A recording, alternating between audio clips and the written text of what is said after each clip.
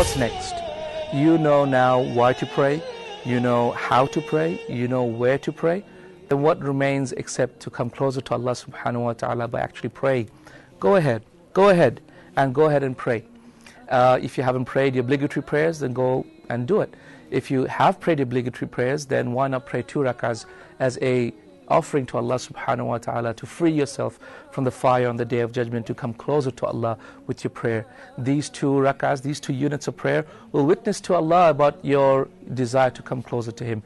They will intercede for you on the Day of Judgment. There will be witnesses on the Day of Judgment. They will protect you in your grave when you need your prayers and you need your actions in order to protect you from the punishment of Allah subhanahu wa ta'ala.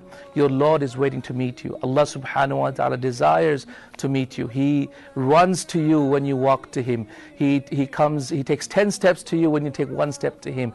But Allah, this is the Lord that you have, a most generous, kind, merciful, loving, Wadud, Allah subhanahu wa ta'ala. Then why is it, O human being, the most noblest of creation, that you don't find the time or the need or the desire to come closer to Allah?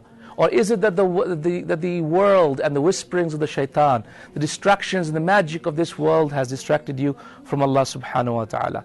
You know, the shaitan comes and whispers in everyone's head. He whispers to me. He says at the time of prayer, he will say, you know, he'll make anyone think about, oh, what about that friend you haven't spoken to? What about that business deal that you haven't closed? What about that family friend that asked you to call him?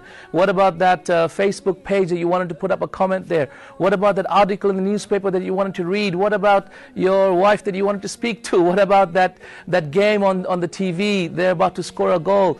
You know, subhanAllah, it could be Fajr time, and why should I leave my bed that is nice and inviting and comforting and go to the cold water and stand up on that cold morning in order to pray to Allah? But by Allah, these are all distractions.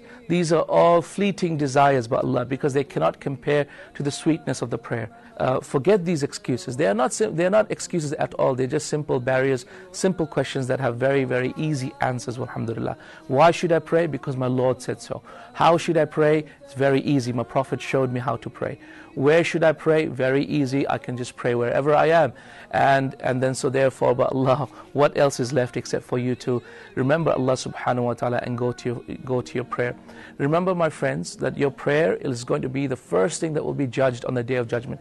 The first thing Allah will check after calling your name out is, what did you do with your prayers? And if your prayers are fine, then everything else is good. And if your prayers are bad, then everything else is bad. It may be that you are one of those people that find it difficult to find the sweetness in prayer, but struggle with it. Be patient with it. And by Allah, eventually you'll find that your prayer is the most beloved thing to you. And it doesn't matter in whatever state you are. The Prophet ﷺ used to pray in whatever situation he was in. He could be going on the back of his camel in the depths of the desert, in the deepest, on the hottest part of the day, and he will say Allahu Akbar, and he will pray. He could be lying on his bed, tired, sick, and on the sickness of his death, and he would say Allahu Akbar, and he would pray. Whatever situation you're in, my brothers and sisters in Islam, whatever situation you're in, find the time to meet Allah subhanahu wa ta'ala. For indeed, Allah is waiting to meet you.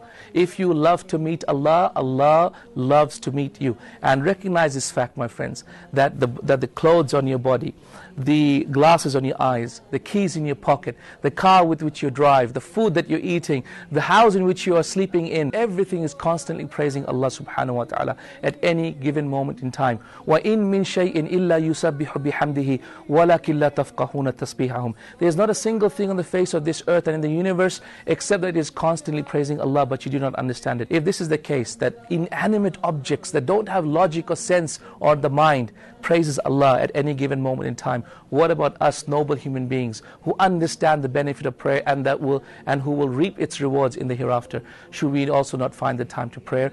Go back to Allah, go back to Him, get up and pray, make wudu and just go do it.